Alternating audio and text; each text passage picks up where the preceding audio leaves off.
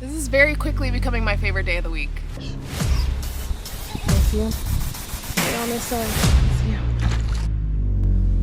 What's going on, guys? We have made it through another week. It has flown by, for me at least, but that's okay because it brings us to Fresh Pond Fridays, which is the series where I'm fishing a brand new body of water each week until I land my biggest bass yet. You guys get to come along with me in that journey to reaching a new PB. My current PB is sitting at 6 pounds, 6 ounces, which is a good size fish, especially for only bass fishing for about 2 years now. But we are due for an upgrade. Go ahead and let me know in the comments what your personal best is and what you caught it on. I'm curious to see. I'm already at our next spot, which you see is small, but a lot of my fellow bass anglers know that some pretty big bass can be found in some really tiny ponds. So that's what we're hopeful for today. We've got a couple hours to spend out here and see what we can get our hands on. We're gonna go ahead and get right into it. Of course, make sure that you subscribe to the page, follow, like this video, comment your suggestions, your thoughts, some of your experiences as well. But for now, let's go ahead and hop right in. All right, we're gonna go ahead and start right over here. The water's actually really clear. We just have the shaky head on right now. This is a Zoom TrickWorm in the color Junebug Red. The goal of this, of course, is the weight will go down, so this will stick up in the water. And we'll just kind of drag and pop this across the bottom. All right, first cast in. I have no idea what the bottom vegetation is in here. Since all of this is around the edges, it's not really allowing me to see. Who knows, maybe a weight right now might not be the best route, but trial and error.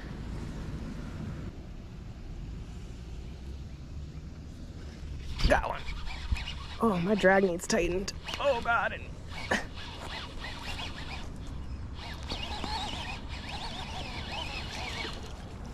Oh no, do not get hung up on this. There we go. Oh, well, that little guy is gonna escape on us. He was little. This is gonna be our issue. Also, I need to tighten my drag like yesterday. All right, we won't count that one. If I don't touch it, I don't count it. However, at least they're biting, you know? I may try and stand on this drain and see if we can't get a better vantage point. Oh yeah. I'm worried it might be a little too short to see once it lands in the grass.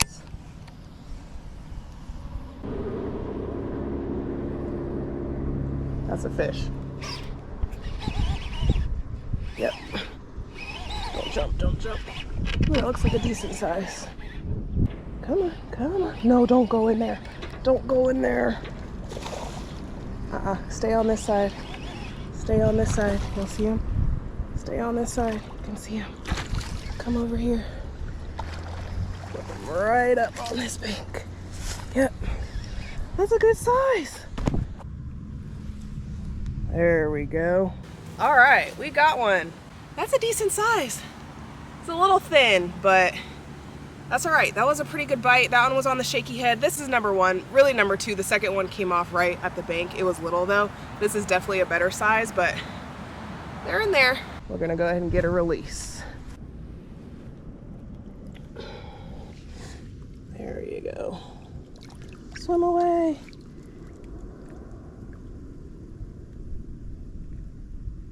Taking sweet old time. There we go. Love to see a good swim.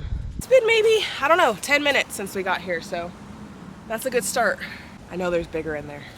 All right, let's check our worm, check our line. Both seem to still be good to go. Came unhooked a little bit, but I don't think it's fully torn. There, I think we could probably get another use out of that one.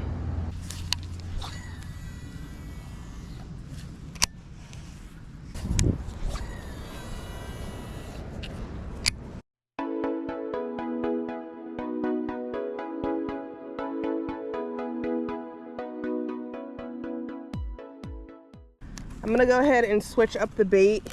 Right now I have these Xzone Pro Series 4-inch swim baits with the Paddletail. I don't even remember the color. I just got, oh, this is in the color bluegill. So I'm gonna put one of these on. From what I can tell, it's not very deep. So I'm not even gonna put anything weight-wise on here. I'm just gonna rig it weightless, and we'll kind of keep this going right across the weeds and stuff up top. I just have a 3/0 EWG hook. This is just the Bass Pro brand. And then I'm gonna rig this one.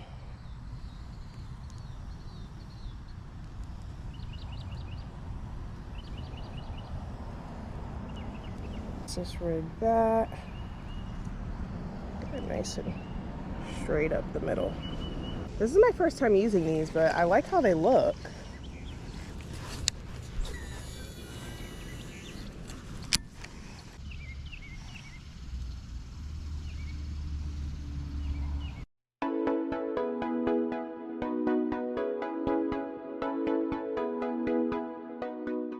I've got help today testing out the pond, huh? How many have you caught? One? Good job. Oh my gosh, good job! I didn't know you were standing on the drain. All right, you can go ahead and hop down. On the first cast? Wow, good job. All right, you hold the line. Release it? Yeah? Yeah. Right here. And then you can see where my footprints are from earlier, and then you can just gently toss them in.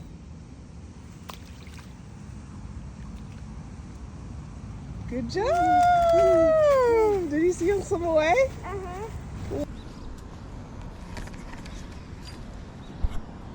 Got it? Here, let me show you something. Trick. This is called burying the hook. From me just saying that, what do you think burying the hook might be? I don't know. It's kind of like hiding the hook. So when you reel it in, like that time, this got caught on the plant. So what you do I know.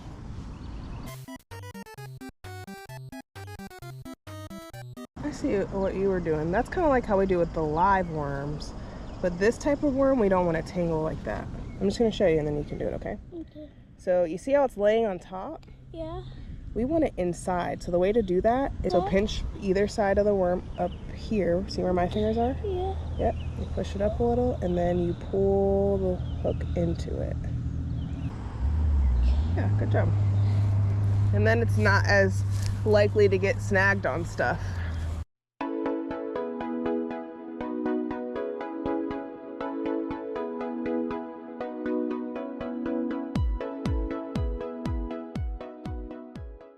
This is what we're gonna go ahead and tie on. This is the Gambler Poppin frog. This is in the color Killer Gill.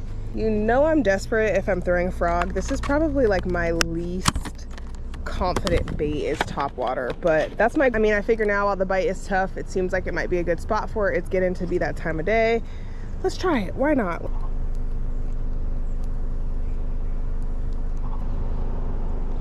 I've actually been pretty eager to try these. Another angler, Dave White Outdoors, he's been fishing with this type of frog for a little while, and I see him catch big fish on it. Just caught his PB on it, so easily influenced. I don't know what it is about me though. I have not figured out the topwaters yet in a way that gets me a good hookup ratio. If I get a bite, they're often missed. I know they say to wait a few seconds before you set the hook. I feel like when I do that, I miss it. Sometimes the anticipation gets you, you do it right away, and I'll catch them.